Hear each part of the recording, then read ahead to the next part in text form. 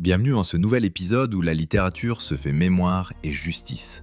Aujourd'hui, nous plongeons dans Le Pain des Français, un roman bouleversant signé Xavier Leclerc qui interroge avec finesse notre rapport à l'histoire coloniale.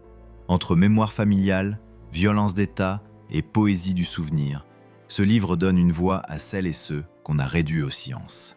Le Pain des Français est bien plus qu'un roman. C'est un tombeau littéraire, une oraison funèbre et un manifeste. À travers le crâne d'une fillette kabyle décapitée en 1845, retrouvée dans les sous-sols du Musée de l'Homme, Xavier Leclerc entrelace deux récits, celui d'un passé colonial sanglant et celui de sa propre histoire en tant qu'enfant d'immigrés algériens nés dans la pauvreté en Normandie. La petite Zora, victime anonyme de la violence impériale, devient le témoin fantomatique d'un dialogue bouleversant entre les vivants et les morts. Avec une langue lyrique et maîtrisée, Xavier Leclerc remonte estrade d'une histoire française refoulée.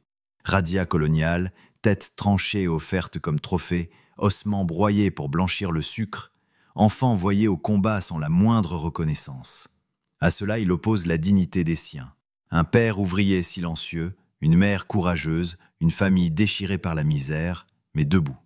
À travers son propre parcours, de la banlieue caennaise au salon littéraire, l'auteur questionne ce que signifie être français, quand le nom de votre père est un motif de rejet. Mais Le Pain des Français n'est jamais un réquisitoire. C'est un texte d'apaisement. Xavier Leclerc ne cherche pas à accuser, mais à comprendre. Il rappelle qu'au-delà des têtes coupées, ce sont des destins brisés qu'il faut écouter. Il appelle à la restitution, pas seulement des crânes, mais de la mémoire.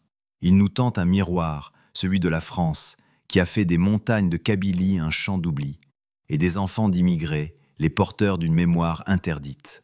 Avec Le Pain des Français, Xavier Leclerc signe une œuvre nécessaire, brûlante d'humanité. Une œuvre qui murmure dans le silence des musées et dans les interstices de notre histoire collective. Nous sommes tous faits du même pain. Si cet épisode vous a plu, prenez une seconde pour vous abonner. C'est gratuit, rapide et cela nous aide énormément à poursuivre l'aventure. Merci!